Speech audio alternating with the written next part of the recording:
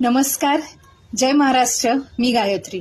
मंडळींनो, आपण आज पाहणार आहोत पंचामृत अथवा तीर्थ कशा पद्धतीमध्ये बनवायचं आणि त्यासाठी काय काय साहित्य आपल्याला लागणार आहे. मंडळींनो, आपल्याला लागणार आहे मध, शुद्ध गाईच्या दुधापासून बनवलेलं घी, साखर, दही, दूध आणि तुळशीपत्र. आता प्रमाण आपल्याला अशा पद्धतीमध्ये घ्यायचं आहे की ज्या प्रमाणामध्ये आपण मध घेणार आहोत त्याच्या दुप्पट इथे आपल्याला ऍड करायचं आहे मध. ज्या प्रमाणात मध घेणार आहे त्याच्या दुप्पट प्रमाणामध्ये आपल्याला घ्यायचं आहे घी.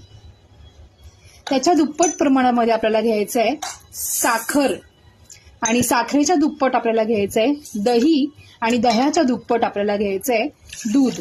आणि फायनली हे सगळं मिक्सचर आपल्याला एकत्रित करायचं आहे आणि आपल्याला ठेवायचं आहे त्याच्यावरती तुळसपत्र.